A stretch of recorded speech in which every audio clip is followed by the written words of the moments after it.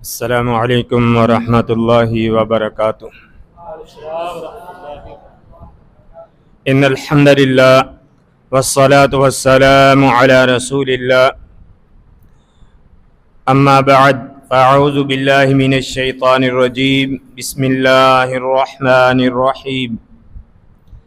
ان هذا القرآن يهدي للتي هي اقوم ويبشر المؤمنين الذين يعملون الصالحات أن لهم أجرا كبيرا۔ قال النبي صلى الله عليه وسلم: خيركم من تعلم القرآن وعلمه۔ اللهم صل على محمد وعلى آل محمد كما صليت على إبراهيم وعلى آل إبراهيم إنك حميد مجيد۔ اللهم بارك على محمد وعلى آل محمد كما باركت على إبراهيم وعلى آل إبراهيم إنك حميد مجيد۔ بے شک یہ قرآن وہ اللہ کی کتاب ہے جو سب سے اچھے راستے کی طرف رہنمائی کرتا ہے، اور بشارت ہے ان لوگوں کے لیے جو نیک ایمان لائے اور نیک عمل کیے، اللہ رب العالمین کی طرف سے ان کے لیے بہت بڑا اجر ہے۔ نبی کریم صلی اللہ علیہ وسلم نے فرمایا، تم میں سب سے اچھا وہ ہے جو قرآن سیکھتا اور سکھاتا ہے۔ عزیز طلبہ کرام، آج کا یہ نہایت ہی خوشی والا موقع میرے لیے، جامعۃ الاحسان کے لیے، ہمارے اساتذہ کے لیے اور جامعہ کے مدیر محترم جناب احسن سلفی صاحب حافظہ اللہ، ایک خوشی کا موقع ہے۔ میں اس موقع پر جہاں اللہ تبارک و تعالی کا شکر بجا لاتا ہوں، اس کے ساتھ ساتھ نبی کریم صلی اللہ علیہ وآلہ وسلم کی اس حدیث کے مصداق، من لم یشکر الناس لا یشکر اللہ، جو لوگوں کا شکر ادا نہیں کرتا وہ اللہ کا بھی شکر ادا نہیں کر سکتا۔ میں شکریہ ادا کرتا ہوں محترم جناب مدیر الجامعہ شیخ احسن سلفی صاحب حافظہ اللہ کا، اور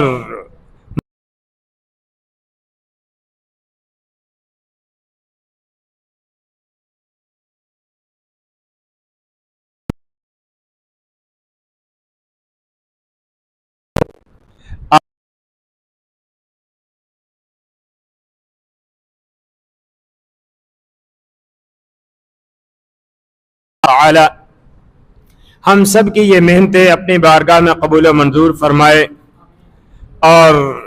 ہمارے یہ تمام طلبہ جو قرآن مجید حفظ کرنے والے ہیں، علوم اسلامیہ پڑھنے والے ہیں، ان تمام کو اللہ رب العالمین دین کا داعی بنائے اور دنیا کے فتنوں سے محفوظ فرما کر دین پر استقامت نصیب فرمائے، اور ہمارے ان اساتذہ کے لیے صدقہ جاریہ بنائے، کیونکہ نبی کریم صلی اللہ علیہ وآلہ وسلم کی صحیح حدیث، اذا مات الانسان انقطع عنہ عملہ الا من ثلاث، کہ جب انسان فوت ہوتا ہے تو اس کا عمل اس سے منقطع ہو جاتا ہے سوائے تین چیزوں کے، اور وہ تین چیزیں صدقہ جاریہ ہیں کہ جو انسان کوئی زندگی کے اندر ایسا نیک عمل شروع کرتا ہے کہ وہ دنیا سے چلا جاتا ہے، لیکن اس کے بعد وہ عمل جاری رہتا ہے، اس کا فائدہ لوگوں کو پہنچتا رہتا ہے، جب تک اس کا فائدہ لوگوں کو پہنچتا رہے گا اس کو اجر و ثواب ملتا رہے گا۔ اور دوسری چیز، او علم ينتفع به، جو انسان کے دنیا سے جانے کے بعد بھی اس کے کام آنے والی چیز ہے، وہ ہے علم، ایسا علم جس سے فائدہ اٹھایا جاتا ہے، جو لوگوں کو نفع دیتا ہے۔ اور اگر ان علوم میں دیکھیں تو سب سے اعلیٰ علم یہ قرآن کریم کا علم ہے،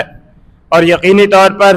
یہ اساتذہ کے لیے ایک بہت بڑی سعادت ہے۔ اللہ رب العالمین یہ سعادت ہم سب کو نصیب فرمائے اور اپنی بارگاہ میں قبول و منظور فرمائے۔ یقینی طور پر جو طالب علم قرآن کریم پڑھتے ہیں، اساتذہ ان کو قرآن کریم پڑھاتے ہیں اور پھر یہی بچے جنہوں نے آج حفظ کر رہے ہیں اپنے اساتذہ سے، یہ قرآن مجید حفظ کر کے آگے دیگر علوم کو پڑھ کر جب یہ آگے ایک استاد کی حیثیت سے تعلیم دیں گے قرآن کریم کی، تو یہ اساتذہ کو اجر و ثواب اس کا ملتا رہے گا۔ آگے ان کے شاگرد ہوں گے، وہ قرآن پڑھائیں گے، ان کا ثواب ان کو بھی ملے گا، آگے ان کے اساتذہ کو بھی ملے گا۔ آج ہم آپ کے سامنے یہ دین کی کوئی بات کرتے ہیں، کوئی گفتگو کرتے ہیں، ہمیں ہمارے اساتذہ نے یہ تربیت کر کے یہ تعلیم دے کر اس قابل بنایا ہے، تو یقینی طور پر جہاں ہمیں اس اچھی بات کہنے، دین کی بات کو دوسروں تک پہنچانے کا اجر و ثواب ملتا ہے، اس کے ساتھ ساتھ یہ ہمارے اساتذہ کو بھی ملتا ہے۔ تو یہ اس اعتبار سے اللہ کے نبی صلی اللہ علیہ وسلم نے فرمایا خیرکم من تعلم القرآن وعلم، تم میں سب سے اچھا شخص وہ ہے جو قرآن کریم پڑھتا ہے اور دوسروں کو پڑھاتا ہے۔ ابو عبد الرحمن السلمی وہ بیان فرماتے کہ یہ حدیث ہے جس نے مجھے آج اس مسند پر بٹھایا ہے کہ میں قرآن کریم لوگوں کو پڑھا رہا ہوں۔ اور فرماتے کب سے؟ حضرت عثمان رضی اللہ تعالی عنہ کے دور خلافت سے لے کر حجاج بن یوسف کے عراق میں آنے تک، اور اگر حضرت عثمان رضی اللہ تعالی عنہ کا آخری دور حکومت لیا جائے اور حجاج کے عراق میں آمد کی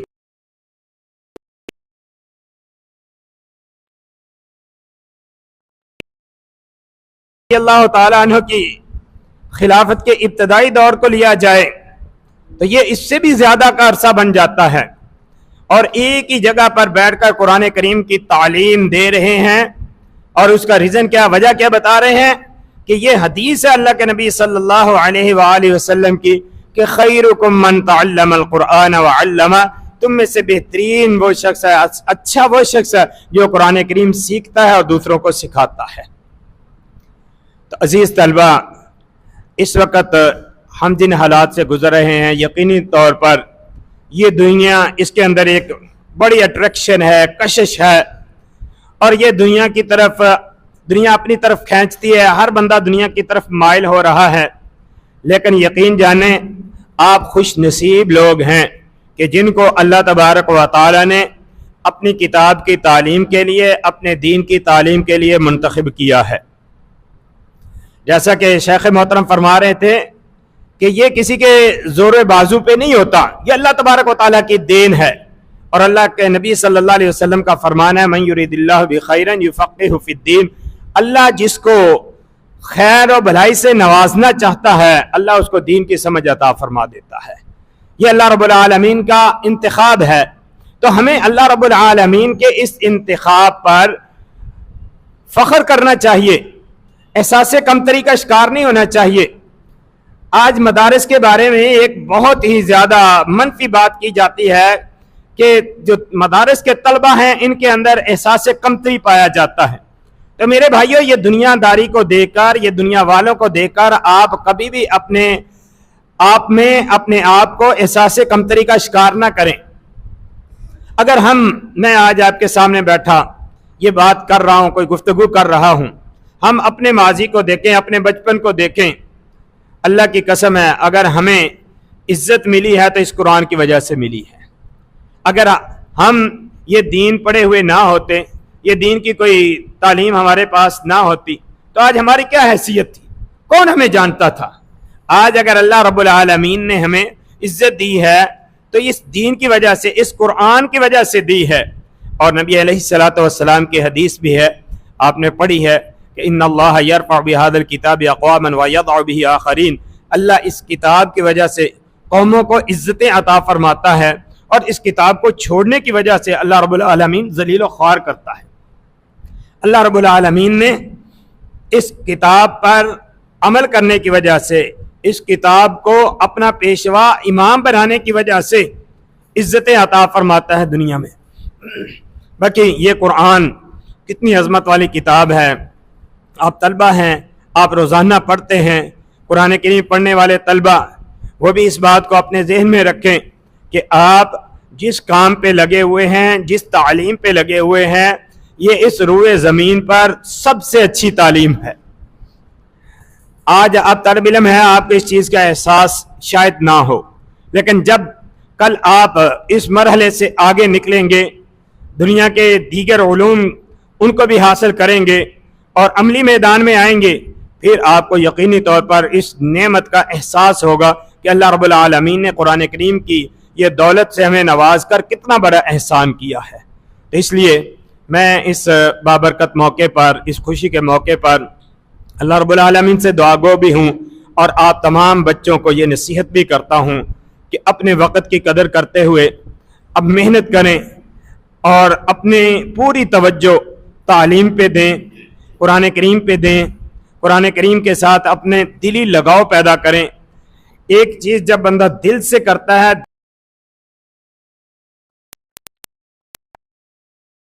بھی ایک مدد ملتی ہے، اور اگر اس